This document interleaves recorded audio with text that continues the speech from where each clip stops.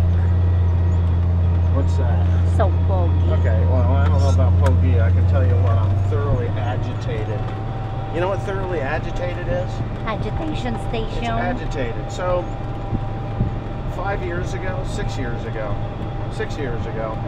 there was a fellow that came onto the scene. He was going to show everybody how to farm, and he rented ground from me. He rented ground from a neighbor, a friend of mine. He rented ground from a guy 35, 40 miles away from me. Sent letters out to property owners for that particular farmer, stating that he was going to put him out of business because he's the farmer of the future, and he offered a lot of money for rent, and he got it. He got the ground, and now it's 6 years later, and I'm going to show you what he's done to this farm that was otherwise a decent warm season grass, native grass farm. There's markets for this. If you know where they're at, you can find them and you can exploit them to your benefit. Or you can use this stuff in mulch hay business, in mulch hay, if you make it correctly. This guy did neither. He did neither. I rented the ground back that I lost to him 6 years ago, and I'm not terribly surprised as to what he did, or even how it looks, but this is appalling. As a matter of fact, this spot right here is the best I've seen so far. So what I've had to do is come in with a pretty hefty dose of cleanup chemical.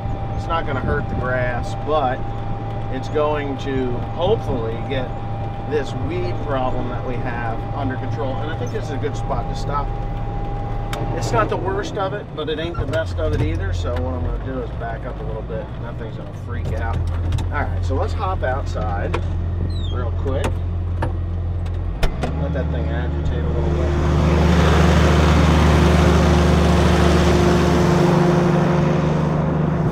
All right, I'm going to take the camera from Teresa. This is what we've got. So this is what this shit looks like when it's dead and too long gone dead. What it turns out to be that he left it for years. He didn't do anything with it for years. And then this is what we get. Woody stuff. This shit. Poison ivy. We've got thistles, bramble bushes. You name it, it's here. This is a poison ivy. That shit is almost impossible to kill without what we're using. The whole farm is like this. There's 118 acres. And that's Spruce Run Reservoir right there. Anyway, there's Teresa peeing. Looks like you were peeing. You can tell here, this is Concord grape. Concord grape. You believe that? Now, he was going to try, he sold this to some poor unsuspecting fool. I can't believe that's Concord grape. So, yeah, that hasn't sprouted back up again. But anyway, 118 acres. Some of it looks worse than this. You get over the edge and all that autumn olive bushes. Around the outside edges, you got a little autumn olive bushes. You let them go, let them grow. This should take care of it. We will be with a brush hog, and you can see along the edge of this field, there's just stuff. Down below, there's sections in there that the autumn olive bushes are 4 feet high. He couldn't make it for hay, so he let it go. Just went around it, and you know what happens when you go around it? It just gets worse. I mean, what a freaking mess. And even this, I don't know if that warm season grass is going to come up through this. It should. It's pretty hardy stuff. But he cut it this winter, and he cut it very low. And I mean, here it is.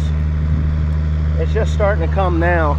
I'm putting 40 units of nitrogen or so on. That's all. You don't want to put a lot of nitrogen on this. But yeah, so it will. This is the grass right there. It gets very tall. It really grows when you fertilize it. But anyways, you can go back on there. I'm going to mention his name a little later in the video if you want to know who he is. He is really one of these guys that is just You should be outlawed from owning a tractor. Outlawed from owning a tractor. There's just no need for a person like that to own a tractor. There you go. Okay, ready? And we're off again. I'm running the auto steer. Yeah, okay. I should be able to do a wing ding around this thing here. A wing thingy? A wing ding around this thing here. So, I don't know what this is, but that was left there before. Oh yeah, we got some, what do you call it? Multiflora rose bushes. And you know, a while back, they had released some, oh shit, I'm in the wrong area. Alright, don't want to do it. You go around in a circle and it confuses this thing. I got a skipper there I'm gonna have to get. Anyway, it's just really disheartening. I paid pretty decent rent on this, more than I should have, by about 3 times. I paid 3 times the amount that I should have put on here, but I know what's here, and I know how many tons you can get off of it. What I didn't realize when I bid on it, because I did come up and look at it, the problem was that all the grass was still here, all the material was still here. He hadn't made it, so I haven't been. Oh shit! Oh, it's not gonna let me do it. I haven't been by it in a while because they got a bridge out down here. And you can't just go down the road. You have to go a roundabout way from what I normally come in. Anyway, so I really hadn't looked at it too much over the last couple of years because I'm not interested. I thought if my friend was going to rebid on it but he sold his equipment, he's out of farming. Done, quit, just fine. So I was like, all right, free and clear, let's do it. Came up, looked. Teresa was like, yeah, we're going to make this in January, right? Isn't that what you said? Yeah. Like, he's not going to get it done. Looks like it hasn't been done in a year. He's not going to get it done. We're going to get it in January, and we'll be able to sell this material. If he wouldn't have done what he did, I wouldn't have been able to sell this crap. There's just nothing here of value. There's no monetary value to any of this thing. They will throw you out of the mushroom barn. Oh yeah, they would. You would just be asked to leave, which maybe it wouldn't be a terrible thing at some point. But anyway, you couldn't see what was actually in here without going out into the field. And it's a park, but you don't go out wandering in the field. You look from the edge and it's fine. And it looked good. It looked good from the road. It looked good from that driveway. It just looked good. And then the other end of it, on the other road, looked okay from the road, right? Didn't look bad. Oh, just yeah. looked like, all right. I knew he didn't make that one for a couple of years, but it's okay. That's actually good for this type of grass, to not make it for a couple of years. It gives it a chance to re-energize, because a lot of guys with warm season grass will cut it too short. And it cuts the heart out of the plant. These things, when it's alive and thriving, need 6 to 8 inches of height when you cut it. If you cut it any lower than 6 inches, you're hurting the integrity of the plant. So anyway, I've railed enough for a minute now, and I'm just gonna get back to it, and I will reveal his name at the end of this video, because he planted soybeans on the one farm, and I knew the guy that owns the property in front of that particular farm. He was friends with him, and I think that was partially why he got it, was because of that guy being friends with him, which is fine. I don't care. We all have the right to have friends and whatever, and friends help friends out. So anyways, when I won the bid, I was up there last week putting fertilizer on, and I got an idea that there's no way in hell I'm going to get that ginormous corn planter in the opening to get in there. And then the guy that owns the front land, he tells me, he's like, look, I had to push dirt up in front of that opening because this guy, Sean, he chisel plowed the farm, and he chisel plowed it the direction that the water downhill, and the water ran downhill out the driveway, across the road, and put 1.5 feet of mud in the neighbor's swimming pool. Oh, shoot. Right? 1.5 feet of mud in the bottom of the neighbor's swimming pool. I was like, well, I really need a way to get in. Is it possible that I can... Yeah, you can use... I didn't even get the sentence out. You can use the driveway, no problem. He says, I'm just glad that you're willing to come up here and do this place, because that guy's a pig. He's a pig. I was like, really? That bad? He's like, yep, that bad. So, anyway, so that's it. I'm not going to use his last name. That would be wrong of me, wouldn't it? Yeah. So, anyways, but the guy's name is Sean. If you know a Sean that came in and tried to ruin one farmer's reputation and put him out of business, and you know a Sean that rented a bunch of park ground in Hunterdon County, New Jersey, you'll know who I'm talking about. I went into the fertilizer plant today, and you know what he said? What she said to me in there? I said about this place, she says, oh, that guy's a douchebag. You know, just like that. And they're really not supposed to talk bad about farmers, but she says they owed us so much money for so long. And I said, well, did they get it paid? She said, yeah, they finally did. They finally did get it paid, but she said, we'll never do business with them again, which is fine. You know, that's the way these people come in. I've had it happen a lot of times. They'll come in, they have fancy, shiny, brand new equipment. Usually a grandparent or a parent or an uncle or aunt dies, and they want to live out their lifelong dream of being a farmer, and they become a farmer, all right. And they cause a whole bunch of trouble in the community, and they suck. They just flat out suck. And property owners are that way too. You'll get a property owner that comes in and says, I don't want you to use chemicals on my property. And then you're like, well, I really can't do what you want to do without putting down, you know, at least fertilizer and possibly some 2,4-D for weed control. I want horse quality hay. Okay, horse quality hay. You want horse quality hay, but you don't want the chemicals that are associated with it, and to do it. That's right, you're gonna do it organically. Okay, no, I'm not gonna do that. I'm not gonna make you idiot bricks. I don't make idiot bricks for idiots. I'm done with that.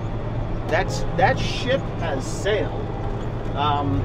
Anyway, and I'm certainly not gonna make idiot bricks for people that you know are gonna cut your throat. You just know they're gonna cut your throat when they move in like that. And that's fine. So what did we do? We got a letter the other day in the mail, right? And what was it? You're not gonna farm my property. I found somebody that will make horse quality hay in small square bales. And you found an idiot.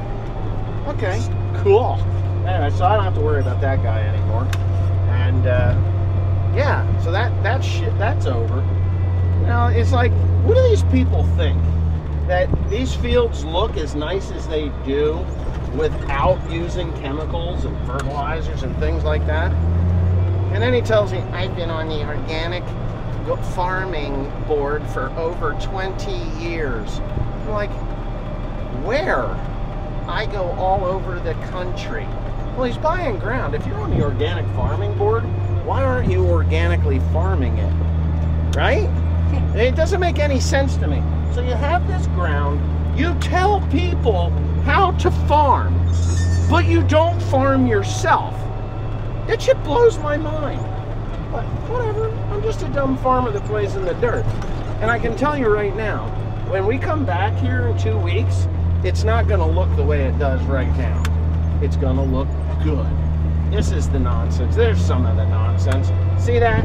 Autumn olive bush is growing in the middle of this field. Like that. So, what, are you gonna sell that to somebody?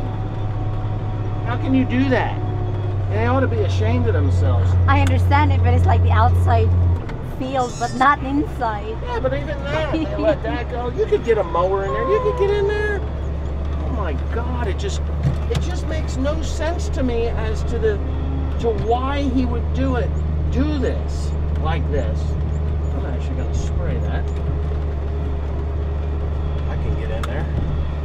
Like this here. This one he never did a damn thing with. This one here he never did a damn thing with. There is trees in here. The county had to brush hog it off.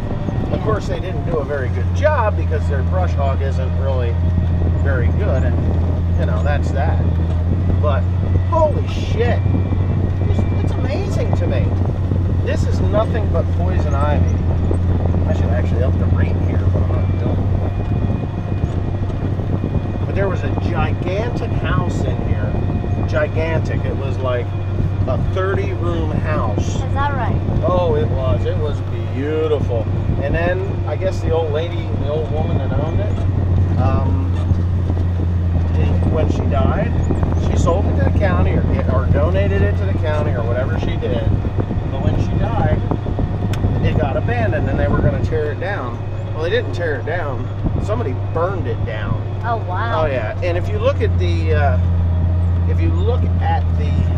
what do you call it? The aerial photos from like the 30s and 40s, unbelievable the beauty of this place. It was a beautiful place. It ain't beautiful no more. I mean, people can say, oh, Hoffman Park is so beautiful. Well, I'll tell you what, back in the day when it was actually a farm, it was beautiful. I mean, manicured fields, it was beef, it was just beautiful. And now today it's fucking idiots. Bushes. It's bushes. Right. Sticks. Right. Oh, Okay, so I got a map here. Since I've never been here before, I've got a map. I have to have a map. Where is that map? Oh, it's behind me.